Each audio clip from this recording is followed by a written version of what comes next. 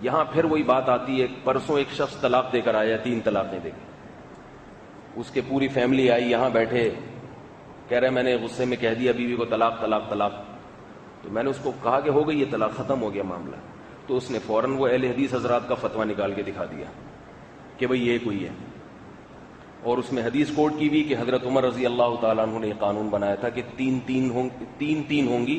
ورنہ نبی کے دور میں ایک مجلس کی 3 ایک ہوتی ہیں۔ میں نے اس سے کہا اس حدیث کے جوابات تو ایک الگ تفصیل ہے، اتنا وقت نہیں ہوتا کہ ہر ایک کو بیٹھ کے گھنٹے گھنٹے جواب دیے جائیں۔ حضرت عمر نے اگر 3 کو 3 قرار دے دیا، اگر یہ فیصلہ غلط تھا، اگر یہ فیصلہ غلط تھا، قرآن و سنت کے خلاف تھا،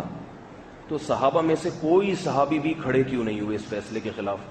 کہ اے عمر آپ کون ہوتے ہیں ہماری حلال بیوی کو ہم پہ حرام کرنے والے؟ بات آ رہی ہے سمجھ میں؟ نہیں آ رہی میرا خیال ہے۔ وہ ذرا سی باتوں پہ کھڑے ہو جایا کرتے تھے، تو صحابہ تو اتنا بھی نہیں چھوڑتے تھے کہ بھئی آپ نے مال غنیمت میں اتنا لباس آپ کے پاس کہاں سے آ گیا؟ تو وہ حلال بیوی کو حرام کر دیا انہوں نے، وہ بیوی جو قرآن و سنت کی روشنی میں حلال تھی، حضرت عمر نے اس کو کیا کر دیا؟ معاذ اللہ حرام کر دیا، یہ قانون بنا دیا، اور تمام صحابہ خاموش ہیں۔ یہ نہیں ہو سکتا۔ اس لیے میں بار بار کہتا ہوں مجھے اہل حدیث سے کوئی ذاتی بغض نہیں ہے، میں ان کو بھی مسلمان سمجھتا ہوں، ان میں بھی ہر طرح کے لوگ ہیں، اچھے بھی ہیں متشدد بھی ہیں، جیسے ہم میں ہر طرح کے لوگ ہیں، متشدد بھی ہوتے ہیں معتدل بھی ہوتے ہیں، لیکن میں بار بار یہ بات کہتا ہوں کہ طلاق کے مسئلے میں اہل حدیث حضرات سے فتویٰ لینا جائز نہیں ہے۔ بیوی حلال نہیں ہوگی، اس سے حرام کی حرام رہے گی، زنا کو زنا سمجھ کے کرو تو ٹھیک ہے، گناہ ہے وہ بھی، مگر توبہ کی توفیق مل جائے گی، لیکن زنا پہ قرآن و سنت کا لیبل مت لگاؤ، تمہیں اللہ کا واسطہ، اللہ کا واسطہ دے کے کہتا ہوں کہ یہ قیامت میں الٹے لٹکے ہوئے ہوگے۔ اور کسی اہل حدیث حضرات کو اگر کوئی بھی عالم ہیں، بزرگ ہیں، سب ہمارے لیے قابل احترام ہیں، ان کو اگر میری اس بات پر اشکال ہے تو میں اللہ کا واسطہ دے کے کہتا ہوں جہاں آپ مجھے بلائیں گے میں اس موضوع پر آپ سے بات کرنے کے لیے تیار ہوں، لیکن کھلے عام مجلس میں سب کے سامنے۔ کہیں بھی نہیں ہے قرآن و سنت میں، کسی بھی صحیح حدیث میں نہیں ہے کہ ایک مجلس کی 3 طلاق کو نبی نے 1 قرار دیا، ایسا کہیں بھی نہیں ہے۔ اور اس وقت الحمدللہ بہت سے اہل حدیث علماء نے رجوع بھی کر لیا ہے، وہ بھی ماننے لگے کہ 3 بھی 3 ہی ہوتی ہیں۔ تو عوام کو چاہیے کہ دین کو مذاق اور تماشا نہ بنائے، طلاق دینے سے پہلے سوچا کرو۔ بسم اللہ الرحمن الرحیم، الحمدللہ رب العالمین، وصلی اللہ علی نبینا محمد وعلی آلہ واصحابہ اجمعین۔ اللہم ارنا الحق حقا وارزقنا اتباعہ وارنا الباطل باطلا وارزقنا اجتنابہ۔ آپ نے طلاق ثلاثہ سے متعلق جو چیز ابھی یا جو آئیڈیو آپ نے سنائی ہے، اس میں مفتی صاحب نے جو کچھ بیان کیا ہے، ظاہر بات ہے وہ جس مسلک کے قائل ہیں اور جو ان کا مسلک ہے اس کے مطابق جو کچھ بیان کر رہے ہیں وہ ٹھیک ہے، لیکن ان کے اس کلام پر جیسا کہ آپ لوگوں کو بات اشکال ہے، چند چیزیں ہیں۔ پہلی چیز تو مناظرے کی دعوت ہے اور بحث کی دعوت ہے۔ تو محترم، اس سلسلے میں بہت کچھ مناظرے ہو چکے ہیں، تحریری بھی ہوئے ہیں، تقریری مناظرے بھی ہوئے ہیں، اور الحمدللہ عموماً اہل حدیث کو ان میں فوقیت بھی حاصل رہی ہے۔ اس کی سب سے واضح دلیل یہی ہے کہ بہت سے لوگ اپنے تقلیدی مذہب کو چھوڑ کر کے اہل حدیث مذہب کو انہی بنیادوں پر قبول کر لے رہے ہیں۔ اب مزید مناظرے کی دعوت دینا اور مناظرہ کرنا، جیسا کہ آپ نے اس طرف سے کہا، تو ابھی کل مجھے کسی حیدرآبادی کسی ایک طالب علم کی بات سنائی کہ ہاں بھائی میں دیوبندیوں سے اس سلسلے میں مناظرہ کرنے کے لیے تیار ہوں طلاق ثلاثہ کے اوپر۔ تو یہ چیزیں اب تقریباً اس کا وقت گزر گیا ہے، بہت کچھ ہو چکا ہے اور بہت کچھ لکھا جا چکا ہے اور بہت کچھ اس سلسلے میں بات ہو چکی ہے۔ مزید اس کے بارے میں بحث کرنے سے متعلق اصل مسئلے کا کیا حل ہونا چاہیے، اس سلسلے میں سوچنے کی ضرورت ہے۔ دوسری چیز، جہاں تک یہ کہنا کہ حضرت عمر رضی اللہ تعالیٰ عنہ کا فیصلہ یہ جو نقل کیا جاتا ہے یہ بات صحیح نہیں ہے۔ دیکھیے، یہ بات حضرت عمر رضی اللہ تعالیٰ عنہ سے ثابت ہے اور صحیح مسلم شریف کی وہ روایت ہے، آپ اس کی جو بھی توجیہ کریں وہ آپ کی توجیہ سے آپ کے جو ماننے والے عوام ہیں وہ تو خاموش ہو سکتے ہیں، لیکن ایک علمی ذوق رکھنے والا آدمی اور تحقیق کے میدان میں قدم رکھنے والا آدمی آپ کی ان باتوں سے کبھی مطمئن نہیں ہو سکتا۔ جبکہ خود اگر آپ فقہائے احناف میں دیکھیں، مثال کے طور پر علامہ طحطاوی ہیں یا علامہ قحطانی ہیں، ان لوگوں نے خود اپنی کتابوں میں اس بات کا اعتراف کیا ہے کہ حضرت عمر رضی اللہ تعالیٰ عنہ کا یہ فیصلہ جو تھا وہ سیاستاً اور تعزیراً تھا۔ اس کا مطلب یہ ہے کہ آپ کا کہنا کہ ان کا یہ فیصلہ نہیں تھا، لوگوں نے اعتراض کیوں نہیں کیا، یہ چیز محل نظر نہیں ہے۔ ہاں، یہ چیز محل نظر ہو سکتی ہے کہ حضرت عمر رضی اللہ تعالیٰ عنہ کی فتوے کی حیثیت کیا تھی، حضرت عمر نے ایسا کیوں کیا اور صحابہ کرام نے اعتراض کیوں نہیں کیا۔ تو اصل چیز یہ ہے کہ دیکھیے حضرت عمر رضی اللہ تعالیٰ عنہ نے اسے ایک تنظیمی شکل دے دی ہے۔ اللہ کے رسول کسی فتوے کو آپ نے بدلا نہیں ہے۔ حضرت عمر رضی اللہ تعالیٰ عنہ کے زمانے میں جب دیکھا کہ لوگ 3 طلاقیں دے رہے ہیں اور یہ سمجھتے ہیں کہ 3 طلاق ایک ہوگی، اور طلاق کی اہمیت آپ خود بھی جانتے ہیں، خود آپ کے مسلک کے مطابق ایک ساتھ 3 طلاق دینا یہ گناہ کبیرہ میں داخل ہے۔ اللہ کے رسول صلی اللہ علیہ وسلم نے صحیح سنن نسائی میں جو روایت ہے، ایلعب بکتاب اللہ، میں تمہارے درمیان میں موجود ہوں اور اللہ تعالیٰ کتاب کے ساتھ کھیل کیا جائے گا، اسی بنیاد پر جانتے ہیں کہ اسے گناہ قرار دیا گیا ہے۔ مغلظہ اسے کہتے ہیں کہ طلاق مغلظہ ہے 3 ساتھ۔ تو حضرت عمر نے جب دیکھا کہ یہ صورتحال ہو رہی ہے تو وہ کیا تھا، 1 طلاق آدمی دے تو 1 واقع، 2 دے تو 1 واقع، 3 دے تو 1 واقع ہوا کرتی تھی، لیکن اس سے فائدہ اٹھا کر کے لوگ ایک ایسی چیز کا ارتکاب کرنے لگے جو شریعت کی نظر میں پسندیدہ نہیں ہے۔ تو حضرت عمر رضی اللہ عنہ انہوں نے اس کو ایک تنظیمی شکل دے دی۔ میں اس کی مثال دیتا ہوں کہ یہ مسجد ہے، اس مسجد میں آنے کے لیے ایک دروازہ بالکل صاف سیدھا ہے، ایک دروازہ اور بھی ہے، اس سے وقت ضرورت انسان اگر داخل ہو جائے تو مسجد میں آ جائے گا، لیکن اب اس دروازے کو آدمی، اس دروازے جو صحیح دروازہ آنے کا ہے اس کو چھوڑ کر کے ایک بنیاد بنا لے کہ جو بھی کوئی آ رہا ہے ادھر سے آ رہا ہے، کوئی کود کر کے آ رہا ہے، کوئی دروازہ کو ٹھکر مار کر کے آ رہا ہے، کوئی کیچڑ میں گھس کر کے آ رہا ہے۔ اب اگر کوئی آدمی، ایک مسجد کا امام ایک دروازہ کو بند کر دے تاکہ لوگ سیدھے دروازے سے ہیں، تو اس کا مطلب نہیں کہ اس نے مسجد طرف آنے کا راستہ بند کیا ہے، اس پر کسی کو اعتراض نہیں ہوگا۔ تو حضرت عمر رضی اللہ تعالی عنہ نے ایک چیز کو ایک تنظیمی شکل دے دی ہے کہ اصل طلاق کا نظام یہ ہے، جیسے کہ اللہ تعالیٰ فرماتا ہے الطلاق مرتان، یا اللہ تعالیٰ فرماتا ہے یا ایھا النبی اذا طلقتم النساء فطلقوهن لعدتهن، اور خود سنن ابو داؤد کی روایت ہے کہ اللہ کے رسول صلی اللہ علیہ وسلم نے حضرت ابو رکانہ سے جو پوچھا تو انہوں نے کہا کہ اللہ کے رسول نے 3 طلاق دی ہے، تو آپ نے فرمایا کہ مجھے معلوم ہے، لیکن اللہ تعالیٰ کیا فرمایا، فطلقوهن لعدتهن، عورتوں کو طلاق دو تو ان کی عدت کے لیے دو۔ تو حضرت عمر رضی اللہ جو کچھ کیا تھا وہ یہ ہے کہ اس کو تنظیمی شکل دے دی تھی، اس لیے اس صحابہ کرام رضوان اللہ تعالی علیہم اجمعین اس کے اوپر خاموش ہو گئے، اور بسا اوقات اس کے خلاف بھی فتویٰ دیتے رہے، جیسے حضرت عبداللہ ابن عباس سے دونوں قسم کے فتوے ثابت ہیں، ایک مجلس کی 3 طلاق کو 3 کا بھی، اور ایک مجلس کی 3 طلاق کو 1 کا بھی، اور دونوں کی سندیں صحیح ہے، جس کی تفصیل کا یہ موقع نہیں ہے۔ تیسری چیز جو آپ نے کہا کہ بہت سے علماء اہل حدیث نے اس سے رجوع کر لیا ہے، میں بڑے آپ کی احترام کے ساتھ یہ پوچھوں گا، آپ مفتی صاحب ہیں، میں تو ایک چھوٹا سا طالب علم ہوں، کسی ایک اہل حدیث عالم کا نام آپ بتا دیجئے کہ وہ پہلے ایک مجلس کی 3 طلاق کو 1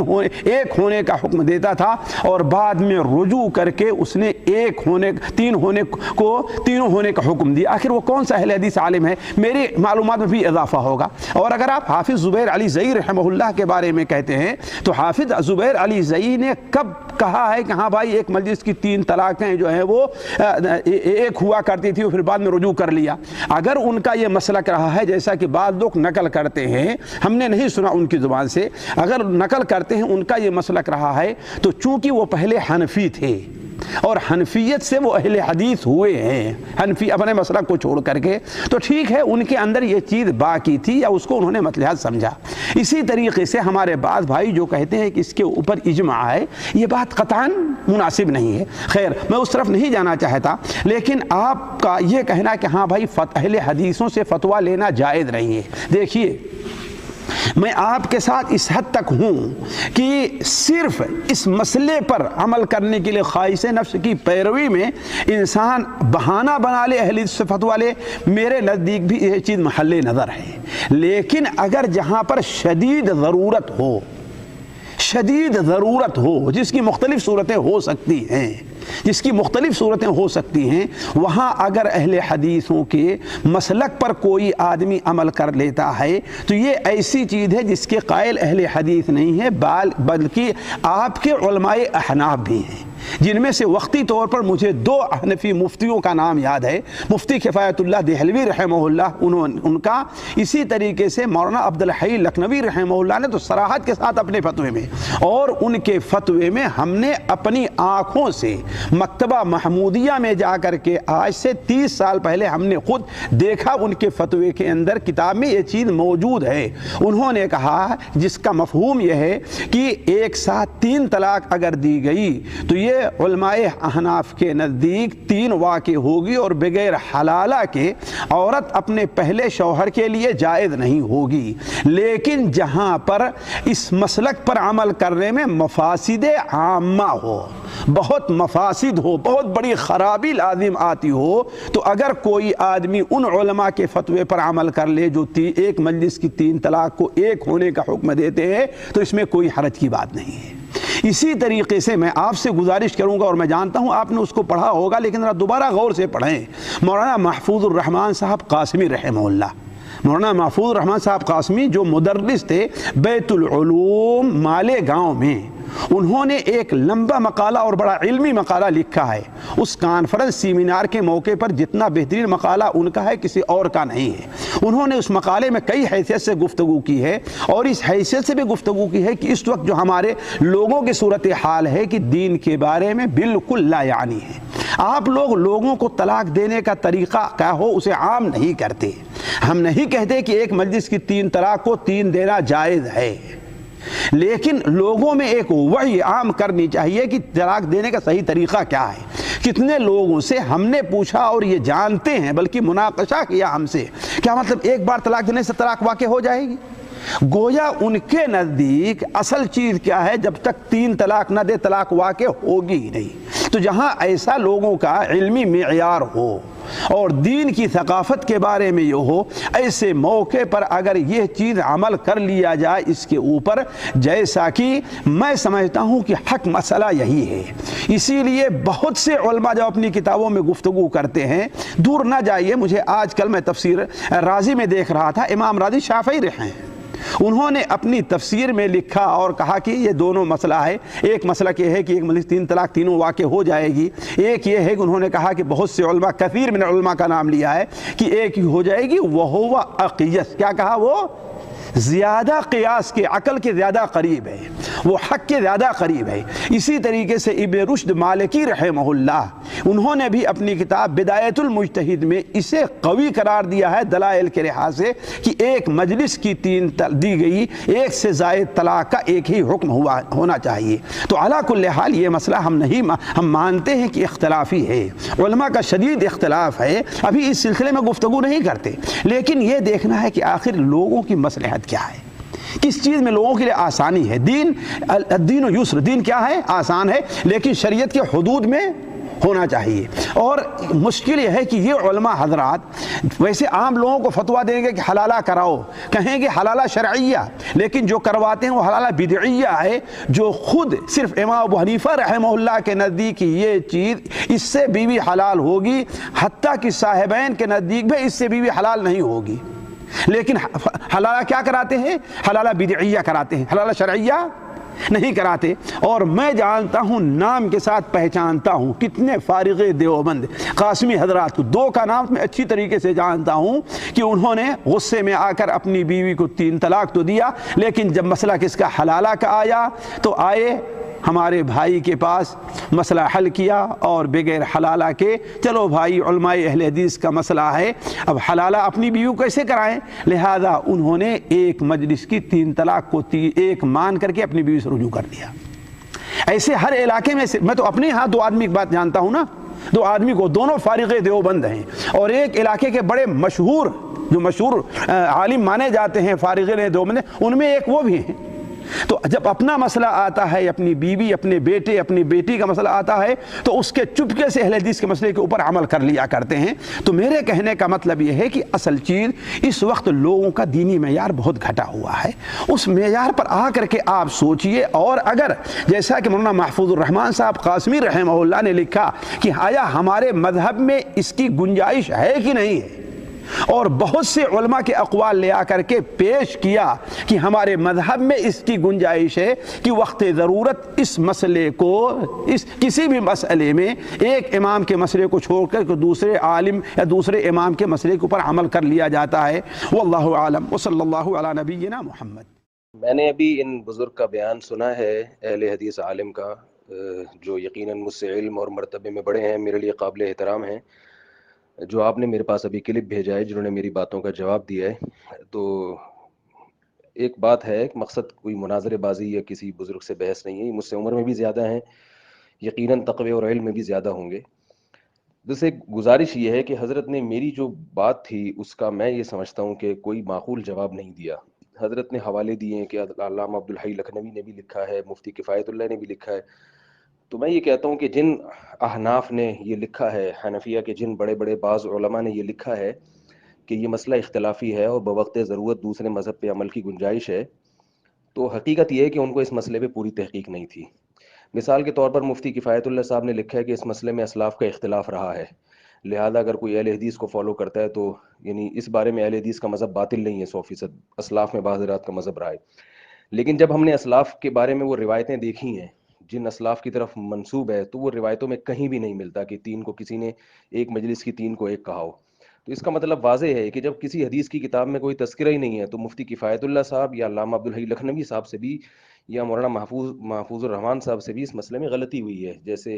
حضرت پیش کر رہے ہیں۔ تو افراد ہی کے اگر حوالے دینے ہیں تو ایسے تو ابن تیمیہ بہت بڑے عالم تھے 7ویں صدی ہجری میں، انہوں نے بھی لکھا ہے کہ تین ایک ہوتی ہیں۔ لیکن بات یہ ہے نا کہ انہوں نے دلیل کیا دی ہے۔ اگر آپ تقلید کا راستہ اختیار کرتے ہیں عالم کی، تو پھر تو مجتہدین جو چاروں ائمہ ہیں ان کی تقلید کریں۔ اگر آپ تحقیق کا راستہ اختیار کرتے ہیں، پھر آپ علماء کے حوالے نہ دیں، پھر آپ وہ حدیث پیش کریں جس میں ایک مجلس کی تین کو ایک کہا گیا ہو اور اس کی سند پیش کریں کوئی، اور جو میں نے سوالات کیے ہیں ان سوالات کا جواب دیں۔ مثال کے طور پر میں نے یہ سب سے اہم سوال یہ کیا تھا کہ حضرت عمر کو کیسے اللہ کے حلال کو حرام کرنے کی اجازت ہے؟ حضرت نے اس کا جو جواب دیا ان بزرگ نے، وہ جواب یہ دیا ہے کہ ایک سیاسی فیصلہ تھا جس میں تاکہ لوگ ایک صحیح چیز کو اختیار کریں۔ بات یہ ہے کہ سیاسی فیصلوں میں یہ تو ہوتا ہے کہ غلط چیز کو چھوڑ کے صحیح چیز کو اختیار کیا جائے، لیکن کوئی ایسا سیاسی فیصلہ جس میں حلال کو حرام کر دیا جائے اور حرام کو حلال کر دیا جائے، کیا کسی خلیفہ وقت کو اس ایسے سیاسی فیصلے کی اجازت ہے؟ تو یہ سیاست نہیں ہوگی، یہ دین میں تحریف ہوگی۔ اگر جن حنفی علماء نے اس کو سیاسی فیصلہ قرار دیا تو ان حنفی علماء سے بھی غلطی ہوئی ہے، کیونکہ بہت سارے حنفی علماء ایسے ہیں جنہوں نے کہا ہے کہ یہ سیاسی فیصلہ نہیں ہے بلکہ یہ اس کی حدیث کی تعویل کی ہے۔ وہ تعویل تو میں نے بیان میں ذکر نہیں کی کیا تعویل ہے، کیونکہ وہ موضوع پھر لمبا ہو جاتا ہے، لیکن اس حدیث کا یہ مفہوم نہیں ہے جو بیان کیا جاتا ہے کہ حضرت عمر کے دور نے حضرت عمر نے تین کو تین نافذ کیا ہے۔ تو میں دوبارہ اسی بات کی طرف آؤں گا کہ یہ کیسے ممکن ہے کہ تمام صحابہ ایک اتنی غلط بات کو فالو کر لیں اور اس کو سیاست کا نام دے دیں؟ تو پھر تحریف دین کیا ہوتی ہے؟ دین کی تحریف کیا ہوتی ہے؟ تحریف کی کیا ڈیفینیشن ہے؟ انہوں نے حضرت نے بتایا کہ عبداللہ ابن عباس رضی اللہ تعالیٰ عنہ دونوں قسم کے فتوے دیا کرتے تھے، تین کو ایک بھی کہتے تھے اور تین کو تین بھی، یہ بھی غلط ہے۔ حضرت عبداللہ ابن عباس رضی اللہ تعالیٰ عنہ سے جو تین کو ایک کہنے والی حدیث ہے، اس کے الفاظ میں یہ ہرگز نہیں ہے کہ ایک مجلس کی تین کو ایک کہا ہے، بلکہ ایک کلمے کی تین کو ایک کہا ہے انہوں نے۔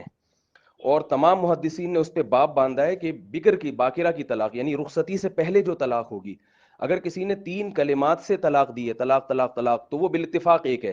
لیکن ایک کلمے سے دے دی کہ تمہیں تین طلاقیں، تو وہ ایک ہیں یا تین؟ اس مسئلے میں صحابہ کا اختلاف تھا، اور یہ یقیناً صحابہ کے دور میں اختلافی مسئلہ تھا۔ تو اس میں صاف لفظ ہے، ورڈ ایک کلمہ، ایک مجلس نہیں ہے۔ ایک کلمہ ہوتا ہے یوں کہنا تمہیں تین طلاق، اور ایک مجلس یوں ہوتی ہے طلاق طلاق طلاق، تو ایک کلمے کے بارے میں۔ اور عبداللہ بن عباس کا جو واضح فتویٰ ہے، جو ابو داؤد میں، مصنف ابن ابی شیبہ میں، جس کی سند بالکل بے غبار ہے، اس کو اہل حدیث حضرات بھی مانتے ہیں، اس میں جو فتویٰ ہے اس میں عبداللہ بن عباس نے تین طلاقوں کو تین قرار دیا ہے، اور دلیل کے طور پہ قرآن مجید کی آیت پڑھی ہے، وَمَن يَتَّقِ اللَّهَ يَجْعَل لَّهُ مَخْرَجًا، سورہ طلاق کی آیات سے استدلال کیا ہے کہ جو اللہ سے ڈرتا ہے اللہ اس کے لیے مصیبت سے نکلنے کا راستہ رکھتا ہے۔ تو اللہ سے نہیں ڈرا، لہذا اللہ نے تیرے لیے مصیبت سے نکلنے کا راستہ نہیں رکھا۔ اس سے پتہ چلتا ہے کہ عبداللہ بن عباس اس کو نبی صلی اللہ علیہ وسلم کا سیاسی فتویٰ حضرت عمر کا سیاسی فتویٰ نہیں سمجھتے تھے۔ اگر سیاسی فیصلہ سمجھتے تو پھر حکومتی قانون کا حوالہ دیتے، قرآن کی آیت سے استدلال نہ کرتے۔ انہوں نے سورہ طلاق کی آیات پڑھ کے اس کو فتویٰ دیا ہے۔ ویسے بھی کامن سینس کی بات ہے کہ یہ کیسے ممکن ہے کہ عبداللہ بن عباس دونوں فتوے دینا شروع کریں؟ تو اس کا مطلب تو یہ ہوا کہ کسی کی بیوی کو حلال یا حرام کرنے کا اختیار عبداللہ ابن عباس رضی اللہ عنہ کے پاس ہے۔ وہ موقع کہ مناسب سمجھیں تو یہ والا فتویٰ دے دیں، مناسب نہ سمجھیں تو وہ والا فتویٰ دے دیں۔ یہ کیسے ممکن ہے؟ تو اس لیے یہ باتیں ایسی نہیں ہیں جو کسی عالم یا مفتی کی سمجھ میں آئیں اگر وہ گہرائی میں جا کے دیکھے۔ تو اس لیے میں بار بار کہتا ہوں کہ کوئی ایک صحابی سے ضعیف سند دکھا دے جنہوں نے ایک مجلس کی 3 کو ایک کہا ہو، اور میرے پاس اس کے دوسرے دلائل بھی ہیں۔ یہ تو میں نے بات کو مختصر کرنے کے لیے صرف یعنی اتنی بات پیش کی ہے کہ حضرت عمر یہ کیسے کر سکتے ہیں، ورنہ اس پہ اور بھی دلائل ہیں۔ ایک صرف دلیل دے کے میں بات ختم کرتا ہوں، مناظرہ مقصد نہیں ہے، سب میرے لیے قابل احترام ہے۔ اس کا جواب جمہور محدثین نے اس حدیث کا کیا جواب دیا۔ علامہ نووی رحمۃ اللہ علیہ نے اس پہ مفصل بحث کی ہے کہ اس حدیث کا صحیح مفہوم کیا ہے، کہ نبی کے دور میں 3 ایک سمجھی جاتی ہے، حضرت عمر نے 3 کو 3 قرار دیا۔ اس کا صحیح مفہوم کیا ہے، اس کے بارے میں صحیح مسلم کی شرح دیکھ لیں، علامہ نووی رحمہ اللہ نے اس کی تشریح بیان کی ہے۔ وہ دلیل یہ ہے کہ حضرت نے ابھی جن بزرگ کا کلپ آپ نے مجھے بھیجا جو اہل حدیث کے بڑے عالم ہیں، انہوں نے وہ حدیث پڑھی ہے ابھی کہ نبی صلی اللہ علیہ وسلم نے فرمایا یلعب بکتاب اللہ وانا بین اظہرکم۔ ایک شخص نے 3 طلاقیں دی، آپ غصے میں کھڑے ہو گئے اور آپ نے فرمایا کہ اللہ کی کتاب سے کھیلا جا رہا ہے اور میں تمہارے درمیان موجود ہوں۔ دیکھیں، ایک یہ حدیث ہے، یہ بھی صحیح حدیث ہے، اور بخاری مسلم کی ایک دوسری حدیث ہے جس میں آتا ہے کہ عبداللہ بن عمر نے حالت حیض میں طلاق دی، اس میں بھی آپ صلی اللہ علیہ وسلم کے غضبناک ہونے کا ذکر ہے، اور آپ صلی اللہ علیہ وسلم نے اس میں بھی رجوع کا حکم دیا عبداللہ بن عمر کو۔ یہاں بھی آپ غضبناک ہو رہے ہیں مگر رجوع کا حکم نہیں دے رہے۔ کیوں؟ اس لیے کہ یہاں 3 طلاقیں ہیں، اس لیے رجوع کا حکم نہیں دے رہے۔ وہاں 1 طلاق تھی، اس لیے گناہ کے اثر کو ختم کرنے کے لیے رجوع کا حکم دیا جا رہا ہے۔ حالت حیض میں 1 طلاق دینا بھی برا، مگر اتنا برا نہیں ہے جتنا اکٹھی 3 طلاقیں دینا برا ہے۔ کیوں؟ اس لیے کہ حالت حیض میں جب 1 طلاق دی جاتی ہے تو اس میں نبی صلی اللہ علیہ وسلم کے سامنے جب یہ واقعہ بیان کیا تو اس میں آپ صلی اللہ علیہ وسلم غصے میں کھڑے ہونے کا ذکر نہیں ہے، صرف غصے کے اظہار کا ذکر ہے۔ لیکن یہاں جب 3 طلاقیں دی ہیں تو اتنا غصہ آیا کہ آپ صلی اللہ علیہ وسلم کھڑے ہو گئے، اور صحابی رسول نے عرض کیا یا رسول اللہ آپ مجھے اجازت دیں میں اس طلاق دینے والے کی گردن اڑا دوں۔ تو صحابی رسول ایک کیفیت کو بیان کر رہے ہیں مگر رجوع کا کوئی بھی تذکرہ نہیں ہے۔ تو فرق واضح ہے کہ یہاں رجوع کا حکم کیوں نہیں دیا، اس لیے کہ 3 تھیں، وہاں حکم دیا اس لیے کہ 1 تھی، اور وہاں بھی رجوع کا حکم دیا تاکہ گناہ کے اثر ختم ہو جائے جس حد تک ممکن ہو، غیر شرعی طلاق کا اثر، یعنی اس سے نکاح نہ ٹوٹے بلکہ شرعی طلاق دینی پڑے۔ اور یہاں پر آپ صلی اللہ علیہ وسلم نے رجوع کا حکم نہیں دیا، حالانکہ یہ اس سے بڑا گناہ تھا، تو یہاں تو اس سے زیادہ تاکید سے حکم دینا چاہیے تھا۔ تو اس لیے یہ بات جو ہے نا، مفتی کفایت اللہ صاحب کا حوالہ، اس طرح تو ابن تیمیہ بہت بڑے عالم ہیں، لیکن میں نے عرض کیا کہ اگر تحقیق کی بات کرنی ہے تو پھر ان دلائل کا جواب ہونا چاہیے۔ اگر تقلید کی بات کرنی ہے علماء کے حوالے، پھر تو مذاہب اربعہ کی تقلید کی جائے جو صدیوں سے چلی آ رہی ہے۔ مقصد بحث مباحثہ نہیں ہے، اس بارے میں میری تصنیف ہے، تالیف ہے، انشاءاللہ جلدی چھپ کے آ جائے گی۔ تو میں یہ سمجھتا ہوں کہ اس بارے میں جو ہے نا صحابہ کرام کا اجماع ہے، بعد میں اختلاف ہوا ہے اس لیے بہت سے علماء نے اس کو جمہور کا مذہب قرار دیا، وہ بعد کے اختلاف کی وجہ سے۔ صحابہ کرام کے دور میں آپ کو اس مسئلے میں کوئی بھی اختلاف نظر نہیں آئے گا، اور جب صحابہ کسی بات پہ جمع ہو جائیں تو وہ نص قطعی ہے۔ اللہ تعالیٰ عمل کی توفیق عطا فرمائے۔